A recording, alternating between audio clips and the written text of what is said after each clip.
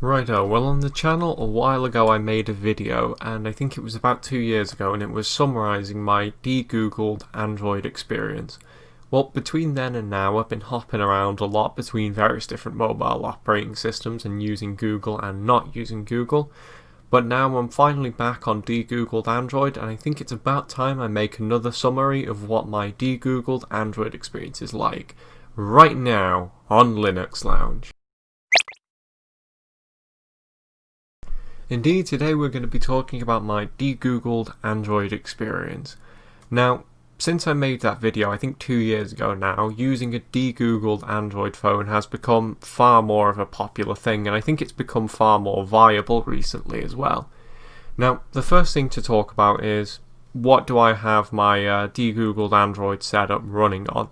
Well, I'm using a Samsung Galaxy S7. Now, that's not a phone I would recommend for doing this because the custom ROM support is not that great. However, it does work well enough, as you will see. Now, the first thing to note is, what ROM am I using? Well, I'm using Lineage OS for Micro G. Now, this ROM is probably by far the best to get a DeGoogled Android setup running on, especially if you're sort of quite new to DeGoogled Android. Now, why do I use this? Well, the reason is twofold, really.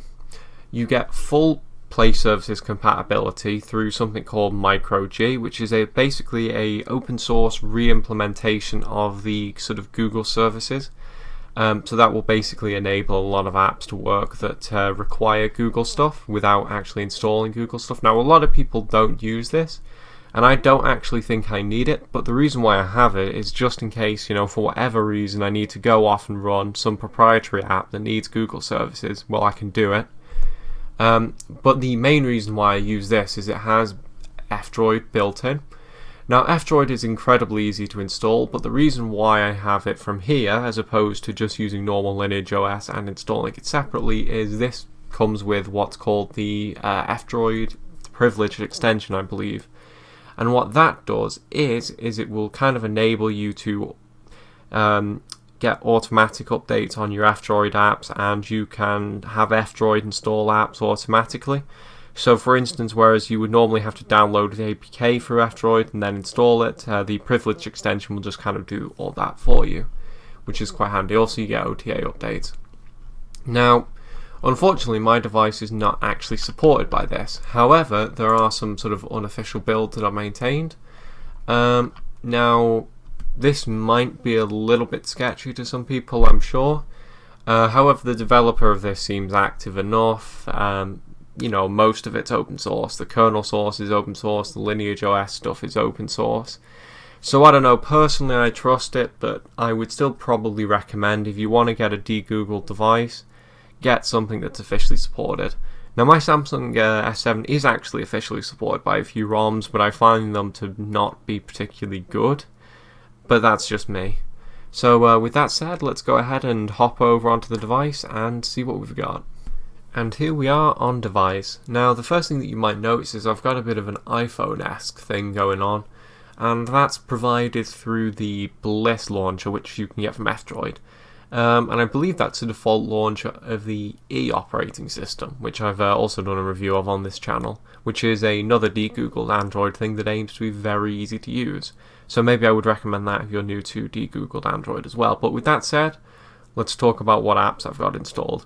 Well, most of these are sort of free and open source apps that come from the F-Droid store, but there's a few that don't, and I'll talk about those later. But let's just kind of start from the top and see what I have installed. So the first thing I have installed is Droid, which is just kind of a flashcard program. Antenna Pod, Podcast Manager. Now, the Aurora store, that's one of the first things that we're going to probably want to go into and take a look at. Now, effectively what the Aurora store is it will let you go into the Google Play Store and anonymously download apps. But more than that, so for instance, let's go into the Amazon Shopping. It will actually tell you what trackers this involves, which is very handy, so you know sort of what you're giving away in terms of privacy. It also, updates, which as you can see I have some updates to install, and it gives you categories, so all in all it's a pretty good Play Store alternative, and to be quite honest, I actually like this better than the official Play Store app. So anything that you need to install that requires or is only available on Google Play, well, you can still get it, which is handy. I've got a calculator which is built in app, calendar, clock, contacts, conversations. Now what this is it's a XMPP client, so essentially just messaging, but it's from F-Droid and it's very handy. Email. And next I should probably show you F-Droid. Now what this is it's kind of a repository of free and open source Android apps. You can go ahead and install them just as you would on any other app store, I suppose. And there's a lot of good stuff on here, but it's a little bit of a pain to navigate in some cases. But you're not going to have any problem finding anything that you need to find. So all in all, very good app store, and I would recommend that you give it a look, regardless of whether or not you're using DeGoogled Android. We have Feeder, which is a RSS reader. It's nothing special, but it reads your RSS feed, and it's a very good alternative to all the proprietary news apps you can get. A file manager, gallery, LBRY. Now, I needed to get this from the Google Play Store, or the Aurora Store, but it works absolutely perfectly, so I can use that to watch LBRY.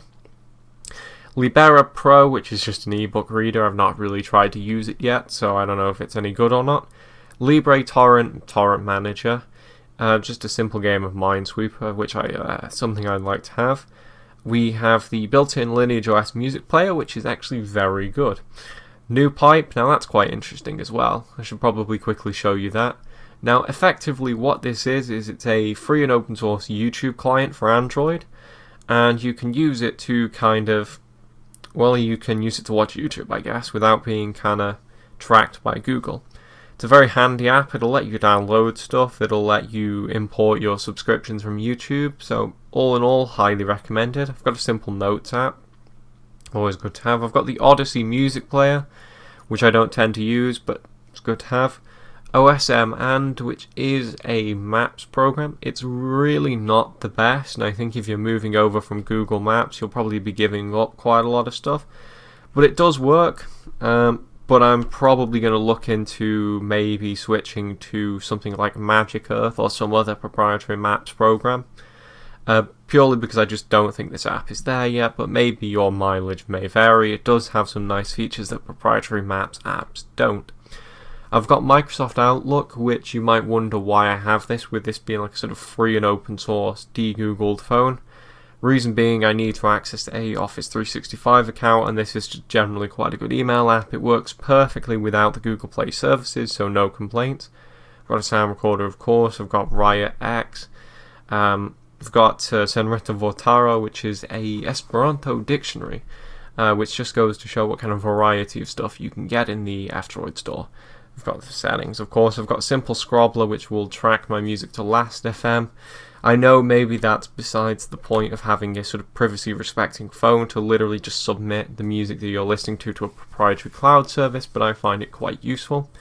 I've got Slide, which is a Reddit client, and it's an open source one. I'm thinking of maybe removing that because I don't think having Reddit on a sort of phone with you all the time is necessarily the best practice, but there you go. I have Spotify, which was installed from the Aurora store, but you can get a Spotify update from F-Droid if you just want Spotify. Tashiyomi, which is a manga reader, you can get that in the F-Droid store, but it's an out-of-date version of it, so some apps on the F-Droid store may not necessarily be the newest. I have Microsoft Teams, once again, because I need to access the 365 stuff. It works perfectly on a de-Googled phone, which just goes to show, how little you actually do need the Google services. I have Telegram FOSS, which is a messaging client for anyone who isn't familiar with Telegram. Works perfectly fine. You can get it from the F-Droid store. The only caveat to that would probably be is that it needs to constantly have a notification running, which you can see running up there. I've got the Tor browser, useful to have on a phone if you're, say, connecting to public Wi-Fi or whatever. Transistor, which is a internet radio program I've been using for quite a while. Very handy program, works perfectly. Tusky, which is a very good Mastodon client, but I've heard some people prefer the other clients that are available in the F-Droid store. Your Local Weather, which is a weather app, works perfectly fine, does what it says on the tin. KDE Connect, very useful program to have to connect to a computer, and you can sort of send files backwards and forwards without a cable and other useful stuff like that. I have a document viewer available from the F-Droid store, does what it says on the tin. I have TweetArray, which is a Twitter client. Now, I barely use Twitter, so I could probably get away with removing that, but for now, it's there. It works very well. I actually prefer it to the sort of original official Twitter client. And if we move forward, I have Super TuxKart, which is, yes, that's a full port of the PC game. It's very good, works perfectly, good to pass the time. I have Proton VPN, which is actually available from the F-Droid store now, and it's 100% open source. Now, what I will say is I will never swear by one particular VPN provider, because they're all kind of, well, there's always the possibility that one of them could do something sketchy, but having a VPN I think is always quite handy, although I only use the free version of this. And I have a text editor, which is exactly what it says on the tin. And of course I have the Lineage OS browser, which I tend not to use. And along the bottom I have just the standard camera app, Firefox, or not even Firefox, I believe it's called Fennec or something. Now, I'm not actually a big fan of Firefox on mobile, and if we go into it, we can just kind of... as you can see, I've got my sort of browser extensions running, and they do work perfectly fine on the mobile version, but things do tend to slow down, which isn't ideal. I'm probably going to switch to Bromite at some point, which is a Chromium-based browser, because I just think Firefox on mobile is not there yet, but if you think it is, it's there. And of course I've got the built-in texting and phone client. So all in all, I've been using this sort of DeGoogled Android phone for a while. I might add or remove some apps that I find I need or don't need. Maybe I'll need some more proprietary software, but all in all, the experience has been pretty good, and I don't really miss Google.